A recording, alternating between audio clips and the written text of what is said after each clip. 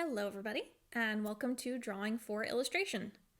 This is a class that is designed to strengthen and build your skills at drawing.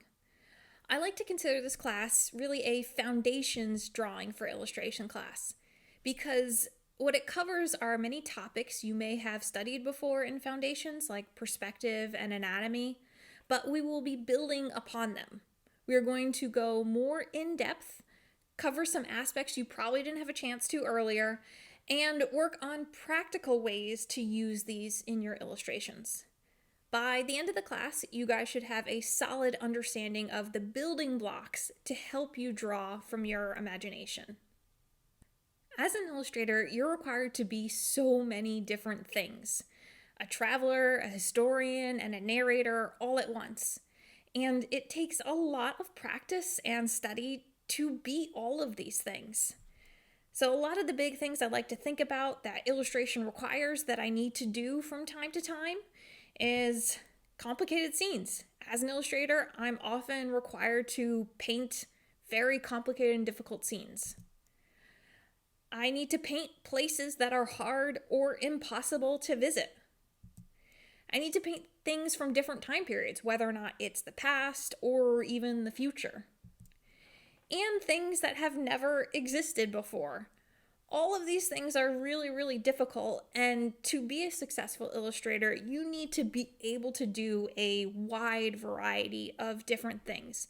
You don't want to be limited by whatever, the couple things you're good at.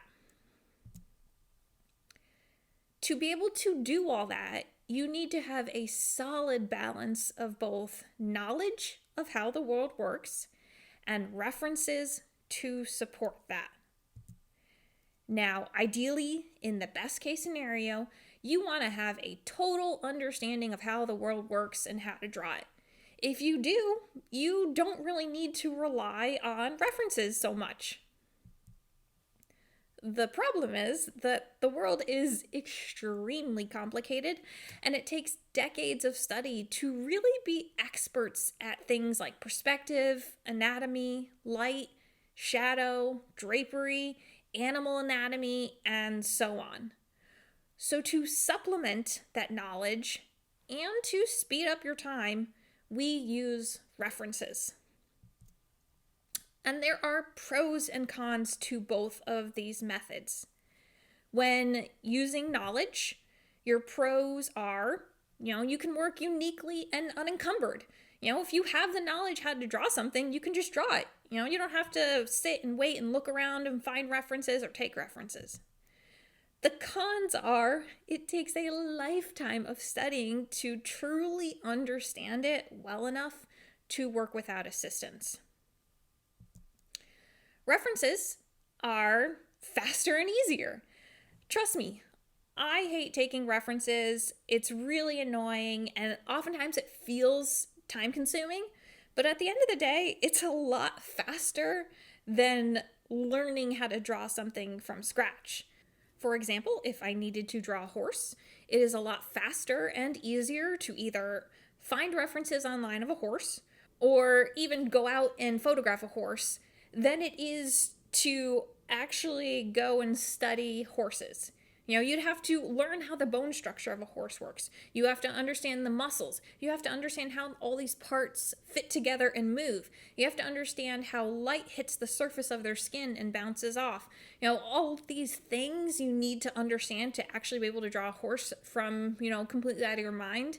It takes a lot longer than just taking a picture of a horse.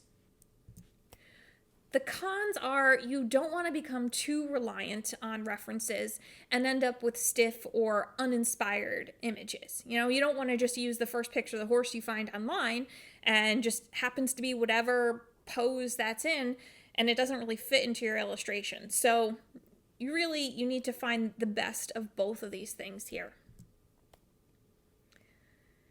The key to unique, fast, and unhindered illustration is balance.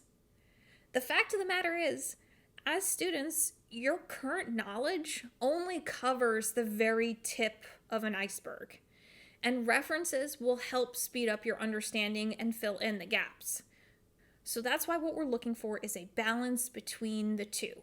knowledge of how the world works, and references to support that. In this class, we will work very hard on trying to build up your knowledge. There will be a lot of demos and lectures, lots of drawing exercises, and lots of homework.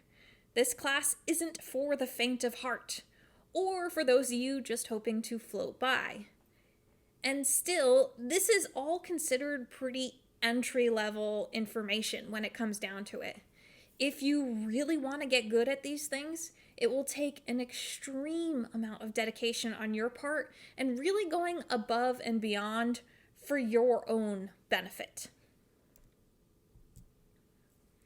You need to know the rules before you can break the rules. And I may say that a lot in this class because it's kind of the basic backbone of everything we are doing.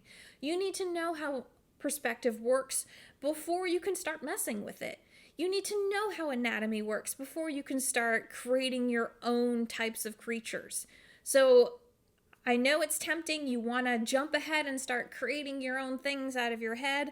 But at the end of the day, you need to know the rules before you can break the rules. And remember, it will take time.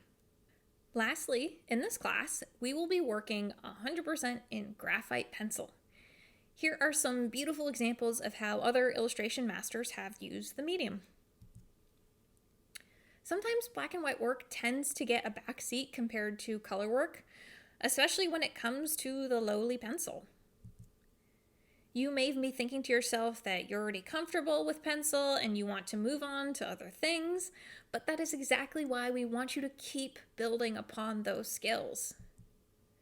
Drawing in black and white can be used to create such strong and dramatic pieces. I personally absolutely love drawing in pencil myself, and I do it all the time, mostly just for fun or for exercises, but it's something I get a lot of enjoyment out of. But really, it's something that everyone should be masters of before you ever pick up any other medium. And I'm talking masters. I'm not saying good at. I want you guys to be masters at pencil. And artists today still do commission pencil work all the time. You see it a lot in book interiors in particular, like this Name of the Wind interior by Dan DeSantos, or even this book cover set for the Harry Potter series. Or the Jumanji picture book that the movie is based upon is all done in black and white pencil. Most important, this will give us a chance to work purely in values and build upon what you may have learned last semester when it comes to composition before next semester when you get bombarded by color. Lastly, here are a couple examples of my own pencil work, just so you can see how I like to work. And that's it. This class is a treasure box full of information, but as I said, you will get what you give. So I hope you guys are ready and excited to get to work.